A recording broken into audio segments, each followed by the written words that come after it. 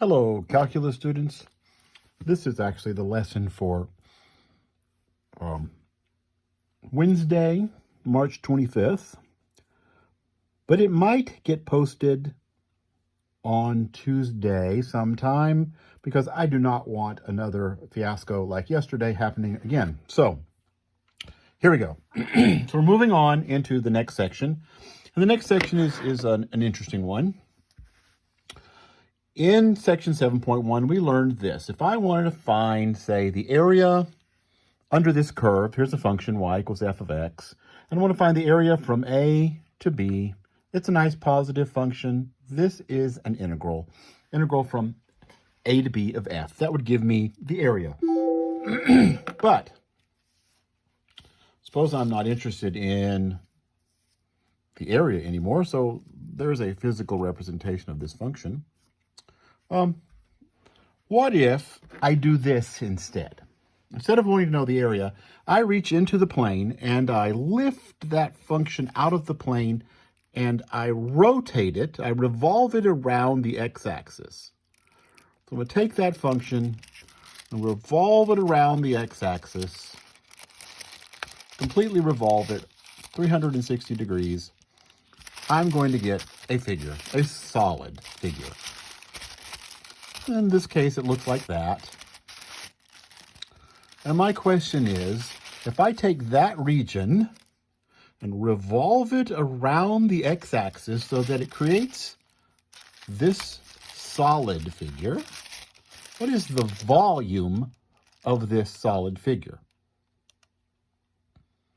Now, at first glance, you might think that's a very strange problem because we know exactly how to find an area. That's why we learned to do definite integrals, was to find areas. But what about volumes? We haven't talked about volumes, especially not in the context of integrals. But it turns out that if we're very careful, we can set this up so that we eventually get an integral. So the first thing we might want to do, just like before, is look at a typical rectangle in the region. There's a typical rectangle. Its height is f of x, right? And its width is dx, and we use that rectangle to help us find the area. But what if I want to use it to help me find the volume? So what I'm going to do is, if I look at a bunch of rectangles and revolve them, now, you're going to find pictures in your textbook and online that are a lot better than anything I can draw. But if I revolve that really thin, remember, our goal is to make these things really thin and have lots and lots and lots of them, really infinitely many of them, so that the width is going to 0.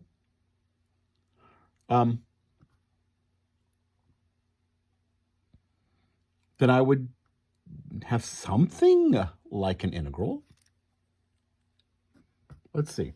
So what if I revolve just that rectangle around the axis? Use integration processes, but I'm going to revolve that integral. I'm sorry, not integral, rectangle. I'm going to revolve that rectangle. So what's going to happen is I'm going to get a really thin, well, it's going to look kind of like this handy-dandy Carson-Newman college/university commemorative coin. It's going to be a really thin circular disc, really thin. And even thinner, because we'll let them get thinner, but I'm going to get something that looks like this. I don't know if you can tell what it looks like from your angle. It's a really thin disc. But a disc is nothing more than a cylinder.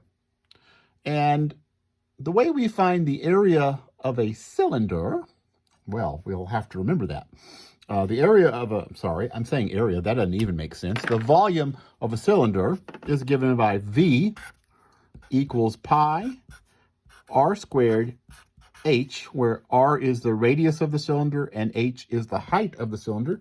We're usually more interested in taller cylinders like cans of peas or something, but this is a really small cylinder, It's got a radius, whatever that radius is, and it has a height, which is this really small thickness here.